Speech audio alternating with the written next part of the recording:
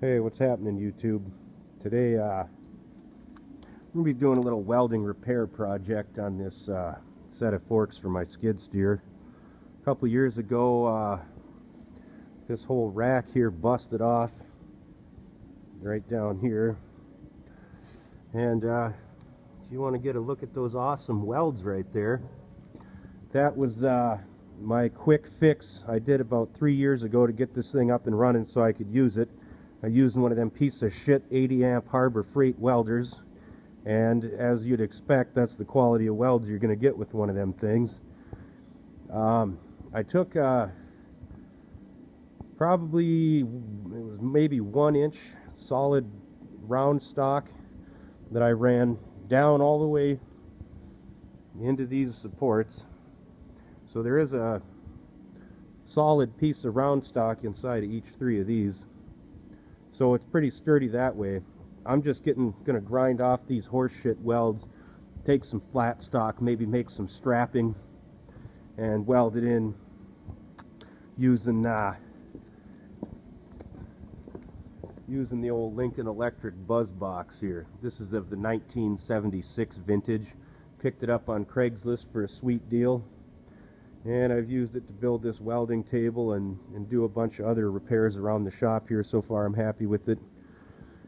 And then project for tomorrow or the next day is going to be welding up all these splits and cracks, and if I had a light under here you could see daylight through the attachment points. And I'm afraid if I add any weight to this thing, it's going to rip right off. I haven't used it for moving tires around. All this is cracked. I welded it together with that piece of shit I got from Harbor Freight, and I guess it's held, but I don't really trust it, so we're gonna see if we can't do something about this, because this metal here is maybe a 1/16 of an inch thick. So we're gonna take and run a shit ton of 7018 all over it. I mean, it's bent horribly out of shape. You can see it's pushed in. This is supposed to be flush. This bucket's pretty much trashed, but you know, why get rid of it if we can make it work? So anyhow, I'm getting back to this. I'm just gonna go ahead and grab the angle grinder, knock some of these fucking shitty welds off, and we'll see about some flat stock, getting the chop saw and cut some straps. And I don't know how far we're gonna get today because I'm at work. Something comes in and I get pulled off it. That's the way it goes, but we'll see how far we can get anyhow. So I'm gonna go ahead and get all my gear on and get after it with this Makita angle grinder and see if we can't clean up them shitty welds. Well, YouTube, we ran into a bit of a snag after checking through what we got for stock here. All we got is this 1.5 inch by 1/4 inch. This is what I was planning on using, and I forgot it was 1.5 inches wide.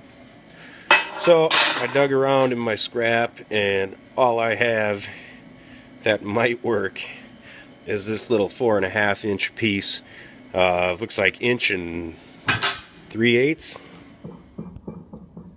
Well, so like I said, I got 1 3/8 wide. That's like 1.25 inches. So it'll be just a tad overhanging on the side. Maybe I'll make a little weld on the back side. I don't know. We'll figure it out.